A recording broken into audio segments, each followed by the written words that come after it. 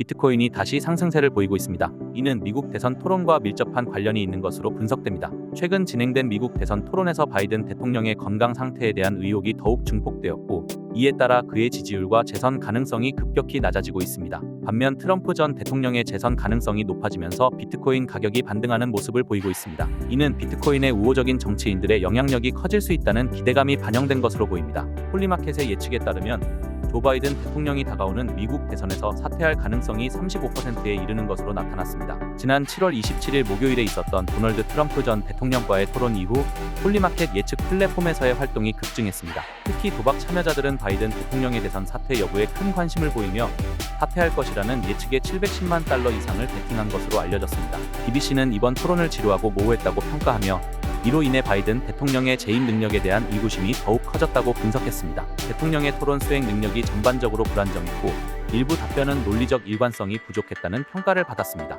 90분간 진행된 토론 내내 바이든 대통령은 자주 수세에 몰리는 모습을 보였으며 트럼프 전 대통령의 허위 주장에 효과적으로 반박하거나 자신의 의견을 명확히 전달하는 데 어려움을 겪었습니다. 뉴욕타임스 사설위원회는 바이든을 존경할 만한 대통령이라고 평가하며 그의 리더십 아래 국가가 번영했다고 언급했습니다. 그러나 이제 바이든이 할 수 있는 가장 큰 공익은 재선에 출마하지 않겠다고 선언하는 것이라고 주장했습니다. 바이든 대통령은 자신의 연령과 발성 문제를 인정하면서도 진실성과 성실성에 대한 자신의 헌신을 강조했습니다. 그러나 토론에서 그의 의사소통 능력과 재임을 위한 명확한 비전을 제시하는 데 어려움을 겪는 모습이 드러났습니다. 다음 미국 대통령 선거는 11월 5일로 예정되어 있으며 그 결과는 국가의 미래 방향에 중대한 영향을 미칠 것으로 예상됩니다. 한편 디지털 자산에 대해 강경한 입장을 취해온 자말 보우먼 의원이 뉴욕 16번 선거구의 예비선거에서 웨스트체스터 카운티 행정관 조지 라티머에게 패배했습니다. 공식 집계 결과에 따르면 이 지역 유권자의 58%가 라티머를 지지했고 보우먼은 41%의 지지를 얻는 데 그쳤습니다. 다른 민주당 진보 세력인 버니 샌더스 상원의원,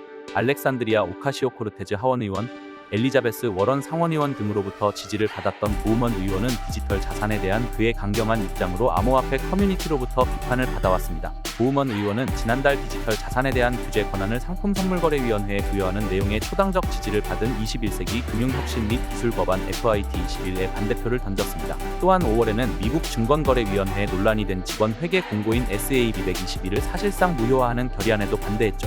결론적으로 미국의 정치적 변화는 비트코인 시장에 직간접적인 영향을 미치고 있습니다. 트럼프 전 대통령의 재선 가능성이 높아지면서 비트코인을 지지하는 정치인들의 영향력도 함께 증가하고 있는 것으로 보입니다. 앞으로의 정치적 동향이 비트코인을 비롯한 디지털 자산 시장에 어떤 영향을 미칠지 주목할 필요가 있습니다. 저희 크립토 뉴스도 관련 소식을 계속 팔로우업 하겠습니다. 오늘도 끝까지 시청해주셔서 감사합니다.